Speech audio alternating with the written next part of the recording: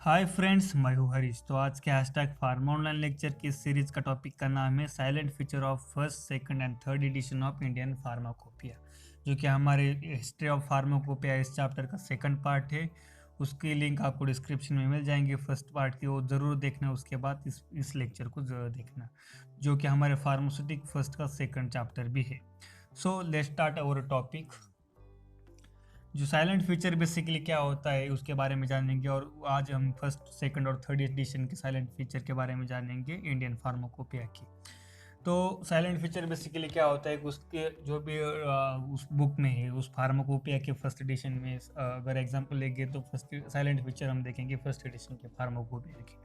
तो फार्माकोपिया के first edition में किस तरह से इंफॉर्मेशन दी गई, उसका स्ट्रक्चर क्या है, उसमें क्या क्या है, इसके बारे में जो भी बताते हैं उसको क्या कहते हैं हम साइलेंट फीचर। तो फर्स्ट एडिशन ऑफ फार्माकोपिया 1955, उसके साइलेंट फीचर देखते हैं। The title of monograph have been given in Latin language. मतलब जो भी मोनोग्राफ्स थे उस फार्माकोपिया में, उसका टाइटल किस में दिया गया था? लैटिन लैंग्वेज में। मोनोग्राफ मतलब क्या कि ड्रग की जो भी डिटेल इंफॉर्मेशन होती है, प्रॉपर्टीज, यूजेस, सोल्युबिलिटी और ब्रांड नेम वगैरह और उसके प्रिपरेशन, ये सभी जो भी लिखा जाता है उसको हम उस ड्रग का मोनोग्राफ कहते हैं। और जो भी उस मोनोग्राफ का टाइटल किस लैंग्वेज में दिया गया था? लैंग्वेज लैटिन लैंग्वेज में दिया गया था। तो abbreviation title for use in prescription have been given in immediately below the Latin title. मतलब एब्रीवेशन क्या होता है? जो भी प्रिस्क्रिप्शन में डॉक्टर उसका शॉर्ट फॉर्म लेते हैं ना, उसको एब्रीवेशन लेते हैं। मतलब उस ड्रग का जो भी एब्रीवेशन था उस लैटिन लैंग्वेज के टाइटल के नीचे ही दिया गया था। और the English title also have been given below the abbreviation title. मतलब सबसे पहले क्या किया, लैटिन में उसका टाइटल दिया गया, और उसके बाद एब्रीवेशन जो भी था टाइटल, वो इमीडिएटली लैटिन टाइटल के नीचे दिया गया, और उसके बाद इंग्लिश टाइटल में भी उस टाइटल को दिया गया एब्रीवेशन के टाइटल के नीचे। तो weight and measure have been given in metric system. मतलब जो भी वेट होगी और मेजरमेंट की जो भी अमाउंट होगी उसमें उस मेट्रिक सिस्टम में दी गई। मेट्रिक सिस्टम मतलब ये मेजरमेंट सिस्टम है। नेक्स्ट चैप्टर आपको मेट्रिक सिस्टम है, उस वक्त आपका सभी कन्फ्यूजन क्लियर हो जाएगा अगर कोई होता है। All statements contained in individual monographs have been considered as a constitute standard for official substance। मतलब जो भी सभी स्टेटमेंट्स थे इंडिविजुअल मोनोग्राफ्स में, उसको किस तरह से कंसिडर किया जाता है? Constitute standard for the official substances. Dose are expressed in both in the metric system as well as in the English system. मतलब जो भी डोज थे उसको किस तरह से एक्सप्रेस किया था, और उसमें लिखा गया है मेट्रिक सिस्टम और उसके साथ साथ इंग्लिश सिस्टम में भी। A list of preparation, seventh point देखो, a list of preparation has been given at the end of some of the monographs। मतलब जो भी प्रिपरेशन की लिस्ट होती है वो भी दी गई थी लास्ट में। कुछ कुछ जो भी सभी के मोनोग्राफ नहीं, पर कुछ जो भी सम ऑफ द मोनोग्राफ से उसके नीचे दी गई थी। प्रिपरेशन मतलब उस ड्रग का जो भी प्रिपरेशन बनाया गया था उसकी list. The temperature has been expressed in Celsius thermometric scale. मतलब टेम्परेचर किस में दिया गया था? सेल्सियस में दिया गया था, थर्मामेट्रिक स्केल में। तो 9 पॉइंट क्या है? The descriptive terms very soluble, freely soluble, sparingly soluble, slightly soluble, very slightly soluble, practically soluble, practically insoluble have been used where the exact solubility of pharmacopoeial substance is not known। मतलब उस drug की अगर किसके exact solubility पता नहीं होगी तो ऐसे भी टर्म का यूज़ किया गया है, जैसे कि very soluble, freely soluble, practically insoluble etcetera. The tenure of the first Indian pharmacopoeia committee expired in 1954।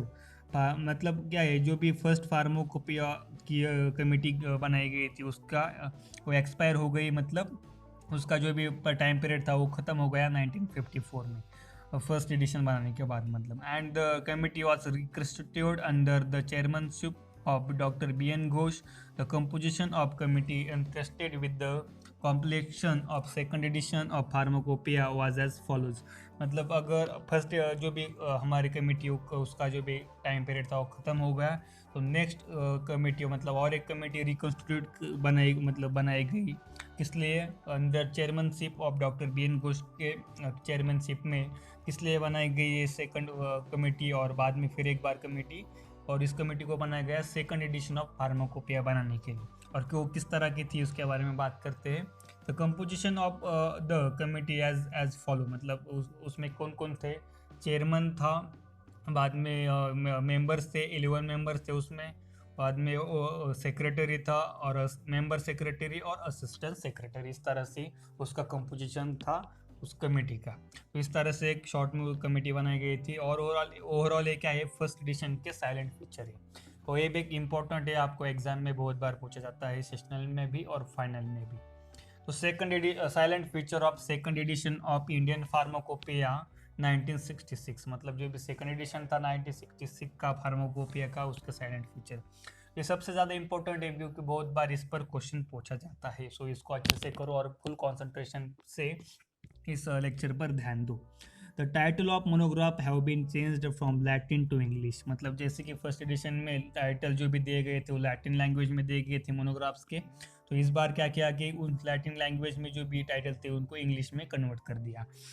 The word, मतलब जो फर्स्ट एडिशन सेकंड एडिशन क्या है दोस्तों की, जैसे कि अपडेट करते जाते हैं फॉर फार्माकोपिया को स्टेप बाय स्टेप, मतलब न्यू जो भी इंफॉर्मेशन ऐड करते हैं और जो भी उसके इजी फॉर्मेट बनाते जाते हैं कुछ दिनों बाद।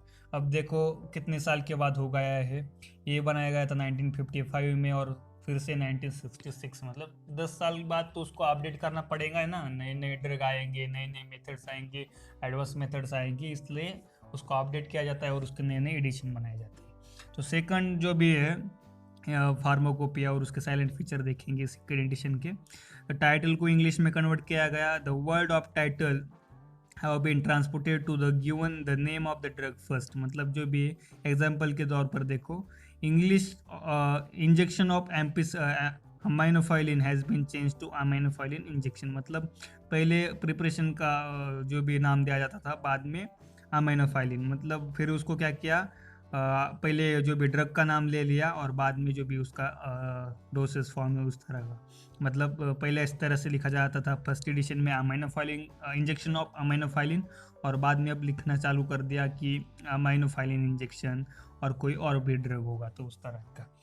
The dose are expressed in metric system, मतलब वो बाद में जो भी डोसेस थे फर्स्ट एडिशन में उनको मेट्रिक सिस्टम में भी इंट्रोड्यूस किया जाता था, एक्सप्रेस किया जाता था, और इंग्लिश सिस्टम में भी, पर इस बार सिर्फ मेट्रिक सिस्टम में डोज को एक्सप्रेस किया जाता है।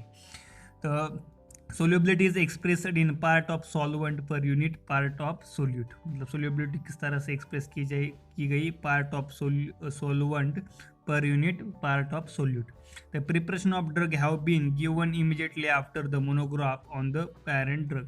जो भी प्रिपरेशन थे ड्रग के वो इमिजिएटली जो भी मोनोग्राफ है उसके बाद नीचे दिए गए थे, मतलब preparation of drug have been given immediately after the monograph on the parent drug, मतलब जो पेरेंट ड्रग का मोनोग्राफ था उसके बाद उसके प्रिपरेशन को दिया गया था उसमें सेकंड एडिशन में।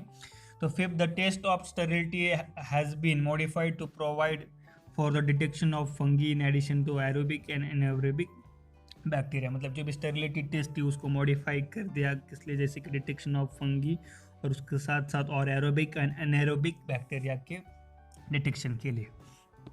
The sixth, the analytical techniques such as non-aqueous trimetry, column chromatography have been included, मतलब जो भी नए नए एनालिटिकल टेक्निक्स है उसको ऐड कर दिया, जैसे कि non aqueous titrimetry, column chromatography have been introduced. Next, the monograph of tablet and injection, a new subheading usual strength has been given to represent the strength of tablet or injection in which should be generally marketed, मतलब जैसे आप सबको पता है कि जब पहले सिर्फ टैबलेट और इंजेक्शन दिया जाता था और बाद में अब सेकंड जो भी एडिशन है उसमें क्या उसके जो भी स्ट्रेंथ होगी वो भी दिखाने को टाइटल में बताने स्टार्ट कर दिया, जैसे कि टैबलेट और न्यू सब हेडिंग यूजुअल स्ट्रेंथ, मतलब क्या है टैबलेट 250 mg, मतलब इस तरह से लिखा जाता है ना, आप आजकल देखते हो सभी मार्केटेड प्रिपरेशन के ऊपर उस तरह से देना स्टार्ट कर दिया सेकंड एडिशन में। और बाद में उस स्ट्रेंथ मतलब वो कितना उसकी पावर है, मतलब उसका जैसे 250 mg 500 mg इस तरह का। तो at the government of in India ministry of health and family welfare with their resolution number 014/1/77-D and M.S. dated 30 June 1979 reconstituted the Indian Pharmacopoeia Committee for period of 5 years for the preparation of third edition of the Pharmacopoeia Committee for the period of 5 years for the preparation of third edition of the Pharmacopoeia of India, the composition of committee was as follows। मतलब इस number को भी याद रखना, मतलब इतना ज़्यादा ज़रूरी नहीं है, इसको आप शॉर्ट में भी लिख सकते हैं कि जैसे कि for committee for period of 5 year for the preparation of third edition of pharmacopoeia. पर आप इसको भी याद रखेंगे तो अच्छा रहेगा, ऐसे भी नंबर्स वगैरह। और जो भी अभी सेकंड एडिशन बन गया उसकी जो भी थी पीरियड ऑफ टाइम पीरियड के लिए जब जो भी फर्स्ट एडिशन बनाया गया था तब उसकी जो भी कमेटी बनाई गई थी सेकंड एडिशन बनाने के लिए। अब सेकंड एडिशन बनाया गया तो अब थर्ड एडिशन बनाने के लिए कमेटी बनाई गई, और किस तरह से है उसमें क्या क्या कंपोजिशन है, चेयरमैन है, मेंबर है, 13 in number presenting academic research and industry में के, और मेंबर सेक्रेटरी और असिस्टेंट सेक्रेटरी। ये भी सेकंड जो भी साइलेंट फीचर है सेकंड एडिशन ऑफ फार्माकोपिया का, ये भी इंपॉर्टेंट है एग्जाम पॉइंट ऑफ व्यू से, और बहुत अच्छे से समझ लोगे एक बार तो फिर आपको हमेशा के लिए याद रहेगा। वीडियो को लास्ट तक ज़रूर देखा कीजिए, तभी मुझे आपको सब कुछ समझने का मौका मिलेगा और आप लोग भी अच्छे से समझ जाएंगे। अगर आपने यहाँ तक वीडियो देखा है तो मुझे ज़रूर बताइए कि आप यहाँ तक वीडियो देख रहे हो, तो मुझे पता चलना चाहिए कि आप लोग कहाँ तक वीडियो देख पा रहे हो और देख रहे हैं क्या नहीं देख रहे। तो salient feature of third edition of Indian pharmacopoeia 1985, third edition के बारे में जानेंगे और उसके साइलेंट फीचर जानेंगे।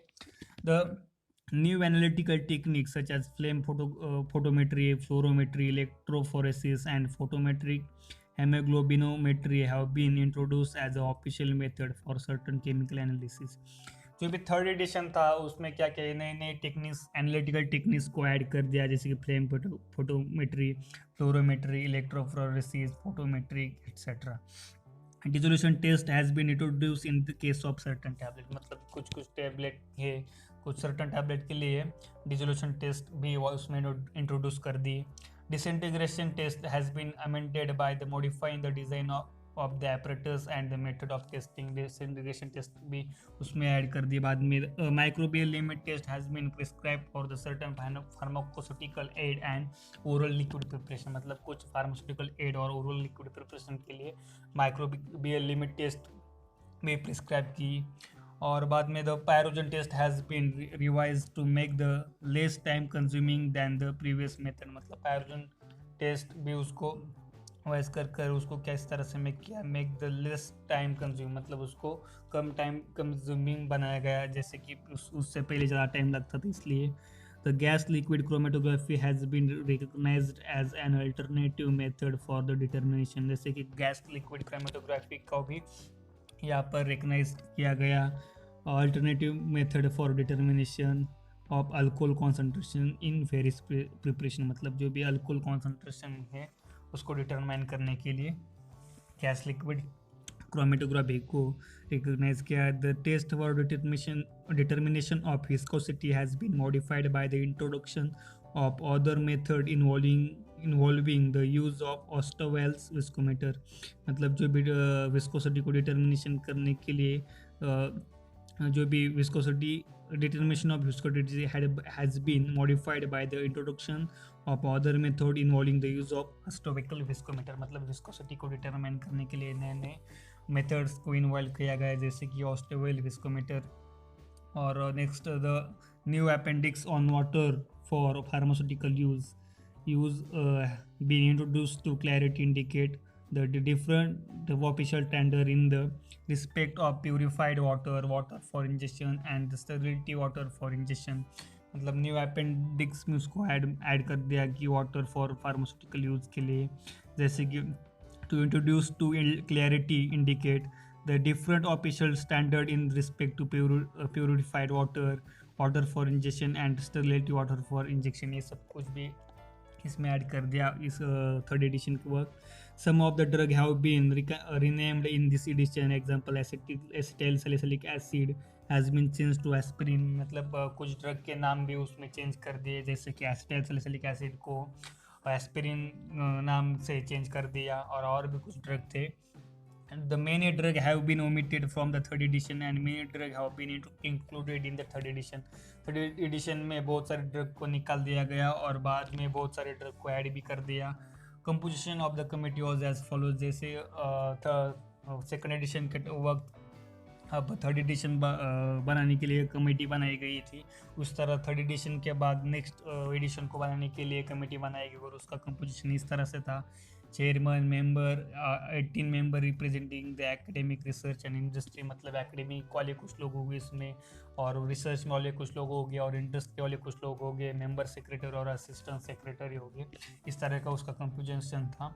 और उसके बाद अभी फोर्थ एडिशन भी है, फिफ्थ एडिशन भी है, तो आप इसको पढ़ सकते हैं। ज़्यादा इम्पोर्टेंस नहीं है ऐसा नहीं कहूँगा मैं, पर आपको इस एक बार तो आपको अच्छे से पढ़ लेना है। और सेकंड और थर्ड जो एडिशन है इसको बहुत अच्छी तरह से करना है, फर्स्ट एडिशन को भी अच्छी तरह से करना है।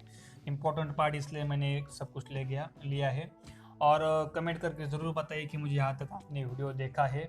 और so thanks for watching video. मिलते हैं नेक्स्ट वीडियो में। बाय बाय, सी। और हमें इंस्टाग्राम फेसबुक पेज पर भी कनेक्ट हुए, वहाँ पर आप मुझसे बातें कर सकते हो। वहाँ पर मैं आपसे आप कोई भी प्रॉब्लम है शेयर कर सकते हो, और मुझे वहाँ पर आप क्वेश्चन भी पूछ सकते हो। सो बाय बाय, सी।